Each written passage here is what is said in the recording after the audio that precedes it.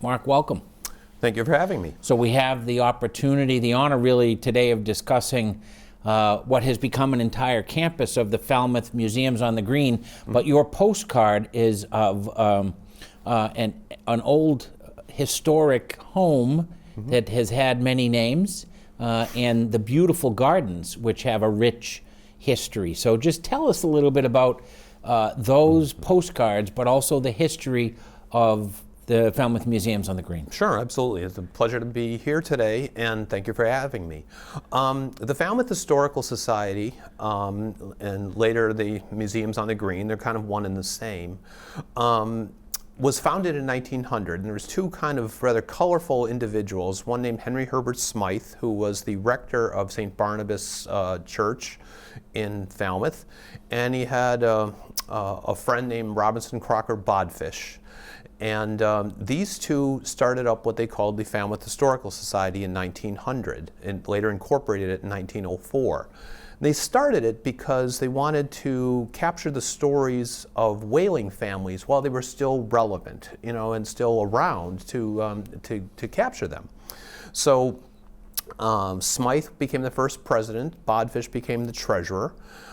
They had their meetings at the old town hall as well as the library. They incorporated it in 1904. Later, in 1932, one of the postcards that you've got there is a house that was owned by a woman named Julia Wood, and it was originally built in 1790 by a gentleman named Dr. Francis Wicks. Wicks was a leader in smallpox research. He was also a privateer during the Revolutionary War. The house was essentially the most stately mansion on the town green at the time, and it was bequeathed to the Historical Society in 1932 by a woman named Julia Wood. Now, interestingly, with the house, it also came with a $10,000 mortgage, which, if you think about it, we're at the height of the Depression, so they, you know, it was great to get the building, but it took them a while to get out of debt until 1942. But that's where they then had their meetings, and so for a good deal of time, it was referred to as the Julia Wood House or the Wood House, but people got a little confused. Well, of course there's a wood house. What else is it going to be made of?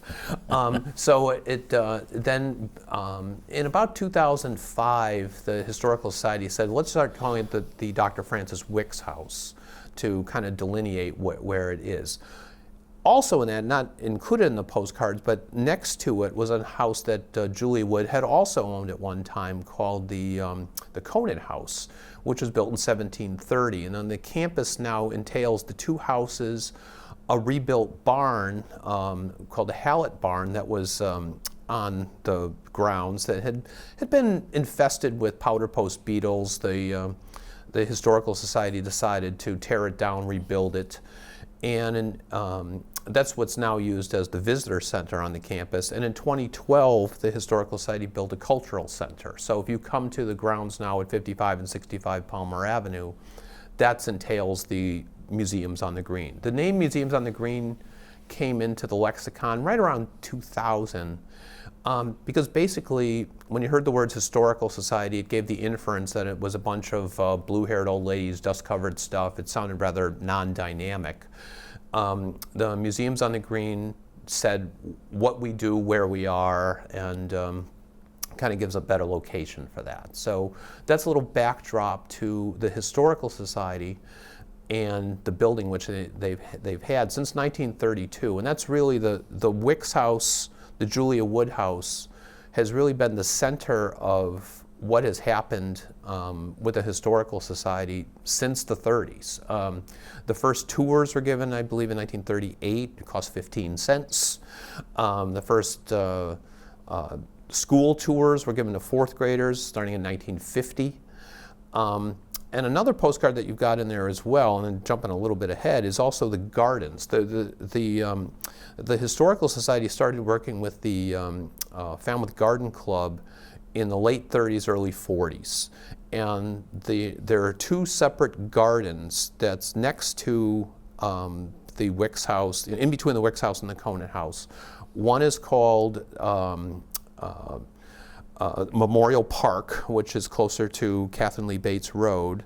And the other one is called the Colonial Gardens, which has some original cuttings from way back when and from the ground. So it's really been a snapshot of Falmouth's past being on the grounds of 55 and 65 Palmer Avenue, where the museums on the green is now located, as to why they're called what they're called and what's gone into that. So the Wicks House has been the center of our universe for, better part of nearly 100 years.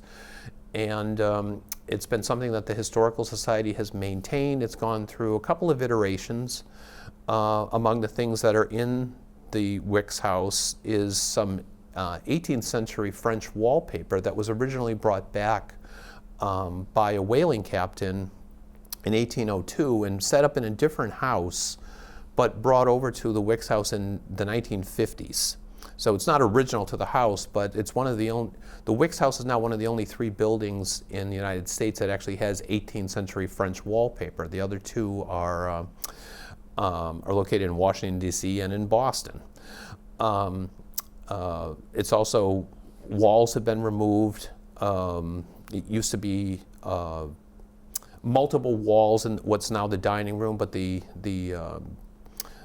board at the time said, let's try to make it a little more stately, so they took out different walls, so it's a much larger dining room.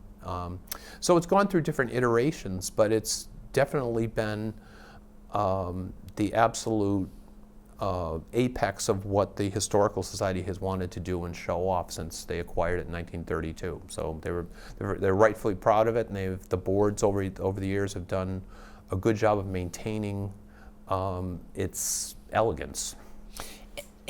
And thank you for that wonderful and detailed intro. And so over the decades, the campus has really become a cultural center for the community, where people come and gather and not only have the ability to see the artifacts that are on site in the Wood/Wicks House, but then hear a living history of the town through the visitor center and the authors and the speakers that you have there. So it's really grown from a static display to a living, breathing example of our local history and the people that have contributed to it. Oh, thank you for saying that. That's really our intention. We realize that we're right at the beginning of the downtown area, that we know that there are people who come into town and want to learn more about what's going on in Falmouth, and we try to provide that. It's a bit of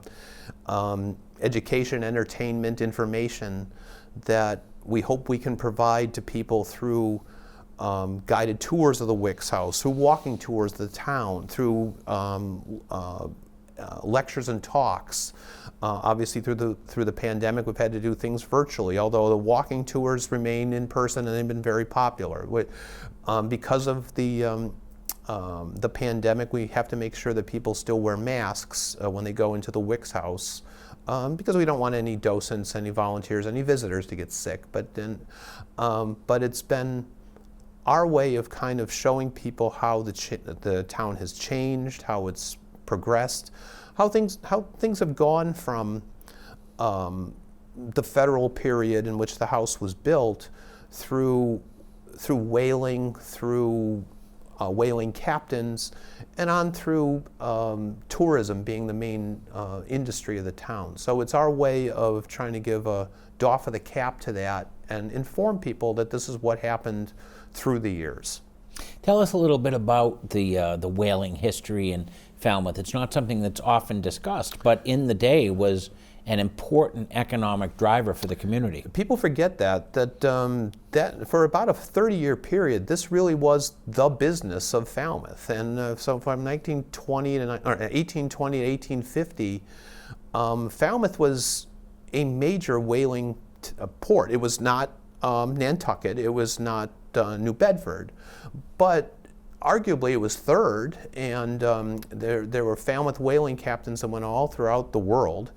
If you go up and down Locust Street, there are whaling captains' homes. In fact, the aforementioned Wicks/Wood house was actually a whaling captain's house for the better part of 86 years. So it's as much as we focus on Wicks and end with Julia Wood, in between were some significant whaling families that lived in that house as well as other houses in the town. And until oil is discovered in Pennsylvania, that was really, whale oil was really the driving force for Falmouth's economy for a good 30 years.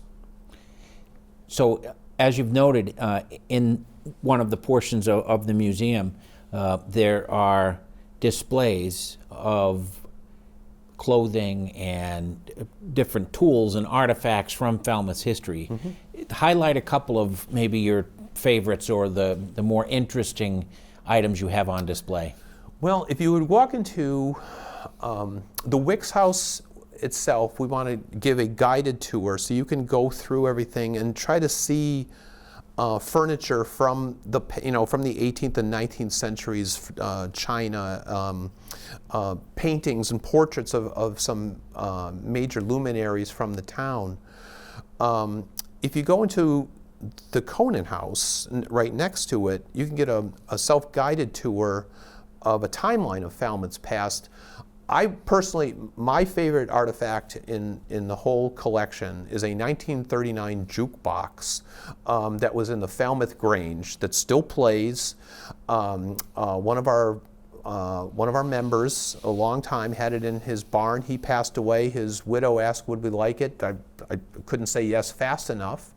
It took a couple years to get restored, but it plays beautifully, and I think it's amazing to watch people of any age understand, appreciate, and really just glow when it plays. So, so you see different things all throughout Falmouth's past. We've got something from the wreck of the Andrea Doria. You know, that there are things that go back. Obviously, there's a painting of the HMS Nimrod, which attacked Falmouth in 1814, that you can see an artist's rendition of that. So there's so many things. We literally have over 100,000 artifacts in our collection. Much of it's paper and books and ship's logs. But we feel that we're the repository of Falmouth's past, and we try to do a good job of protecting that past in climate-controlled environment and making sure that what we have is protected and ultimately offered for the public to see. One of the, I think, critical roles that the Historical Society and your leadership play is creating, capturing today's history so that a generation or 3 generations from now, when people visit the museums on the Green, they'll be able to get a sense of what it was like to live today. And this is conjecture on my part, but I would venture to say that when people from future generations look back on this era in Falmouth from an artistic standpoint, because you mentioned paintings, that they will look back on Karen Ronaldo as one of the leading artistic voices of our time. And you have on display one of her most prominent paintings. Tell us a little bit about that. Yeah, Karen painted something in 1995 called The First Thanksgiving 1621, and she actually did it for a church group out of Wisconsin. They're the actual owners of it, and it's the one painting that has all of the 51 surviving members of the Mayflower, the 91 Wampanoag who came to visit them, who were in attendance at the first Thanksgiving in 1621, and she did copious research on this, and it's the one. Obviously, there was nobody there with a Polaroid or with an iPhone, but it's the one painting that's got all of them there, and we have it till the end of the year. Then our loan agreement, I don't know where it's going to go after that, but it's been a real honor to have that, and so that's one of the things we have, and I'm really glad you mentioned that. And thank you for saying, too, about the future generations. Our research librarian, Meg Costello, is second to none, and she does a great job of informing people of what has happened in days gone by. And we try to make sure that we tell little interesting stories about snippets of Falmouth's past. We also have tried to make it a point, the pandemic has kind of put a little crimp on this, and so we're going to try to pick it up when things get a little bit back to normal. As you mentioned, one of the things that we want to be able to do is to acquire stories, have oral histories of people from things that are not so in the distant past, that aren't necessarily 18th and 19th centuries. That if you stop and think about it, not to make everyone feel old, but if you're in high school right now, you weren't alive at 9/11. So that's a story to you. You weren't there. But we know that there's people in town that might have attended Ted Williams' last game, or they watched Bobby Orr play, or they saw the Beatles at Boston Garden, or they might have been living in Boston during busing, or they were working in Washington during Watergate. It's those kind of stories that we'd like to accumulate while people are still around to talk about them, because there are people that is maybe not ancient history, but it's certainly history. So it's one of the things that we want to be able to focus on. It's not just about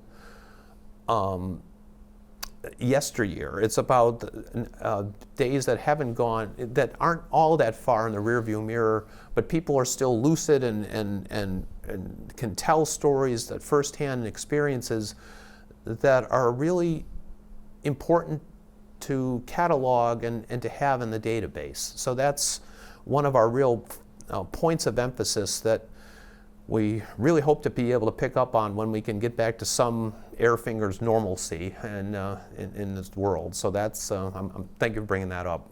Well, I think it's an important perspective, because from the beginning of time up until yesterday, right, that entire span is our collective history. Exactly. And so to capture the more recent history is important so that people in the future look back on these times. It's funny you mentioned Watergate, and as I'm sure you know, right here in Falmouth, we have the gentleman who actually drafted the articles of impeachment against President Nixon lives here in Falmouth.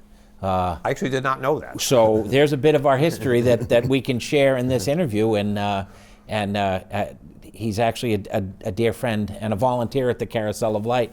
So, but I think that's the ongoing value, because you raise an important point, Mark. People, when they think of history, they think of ancient history, right? Yeah. And to people of a certain age, the 70s, the 80s, the 90s were part of our lives, but to young people who were born after the turn of the century, that's ancient history. And so to capture, that's why these oral histories are so important, because it allows us to just have a conversation about our community and what all of that collective history has led us to be the community we are today. Amen to that. I mean, we tend to think that if it happened in our lifetime, it's, quote, not cool, or just it's not that important. Well, we've gone through some pretty major things in our lifetime. We just mentioned 9/11, which is, epic. But, that I'm sure that there were people in the town that were at Woodstock, or that protested against the war, or served in Vietnam, or served in Afghanistan, or may not have had anything to do with the military, but that they were at Fenway Park when the Red Sox won. Look, as I'm a lifelong Chicago Cub fan. I finally got to live long enough to see the Cubs win a World Series. I didn't think that was going to happen. But it's those kind of memories, it's those kind of pass downs that we want to be able to capture, record, and savor for current grade school, high school kids, and their kids. What was it like when, people forget. We're going through this golden era of the Patriots. What was it like when Vinatieri's kick went through and you won it for the first time? And wow, this is awesome. That you finally got to see the Bruins win the Stanley Cup. It's those kind of things that, while they're fresh in your mind, you want to be able to detail and to record and say, this is what it was like. Or how you felt when the ball went through Buckner's legs. So as a Cubs fan, I'm sure that was not as crushing to you as it was to me. Look, I have no love for the Mets. So for those watching who weren't alive in 1986, that was when the Red Sox lost Game 6 of the World Series to the New York Mets. For me, it's 1984, watching a ball go through Liam Durham's legs, but yeah. But all of that it is relevant to our discussion because it's part of our local history. And so it's great to have you to be able to share that with us and to catalog it for future generations. What else would you like to share with us? Speak to a future generation of Falmouthites and talk to them about what it's like to be in Falmouth in 2021. Well, I think it's been really interesting watching the world go by and how people have really had to retrench and reprioritize things because of the pandemic. I mean, as a history major, as somebody who used to teach history, somebody who's paid to educate people on history, it obviously hits me at my core when watching history getting devalued and de-emphasized in school curricula. That hits me where I live. So I want people to understand what it is that we went through and why history is important. And that's why we do as many of the talks as we do, and doing them virtually. I can ask just about anyone from just about anywhere to talk about just about anything historically, and the worst thing they can say is no. That if they're doing it from their house, that if Troy Clarkson's in Seattle and he's got a book about fill in the blank historical topic, I can ask you to talk about it, and we can discuss things that might be of current interest, be it what's going on in the world of politically, socially, economically, and put it into some kind of an historical context. So we don't have to get into any kind of take political positions, but we can sit there and kind of educate about why this is relevant and germane.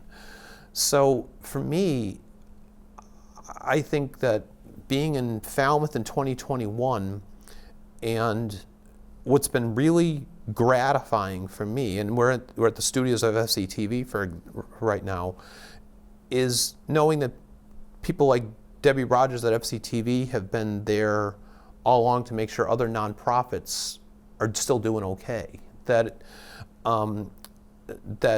we're making sure that restaurants are still surviving, and that the library is reopening to people, and that it's been difficult to watch businesses that had been thriving prior to all of this not, or maybe go under. It's been heartbreaking, and I'm very gratified for the fact that we've been able to endure this. We've had some great supporters, great members, great donors who have made sure that we didn't suffer as much as we could have.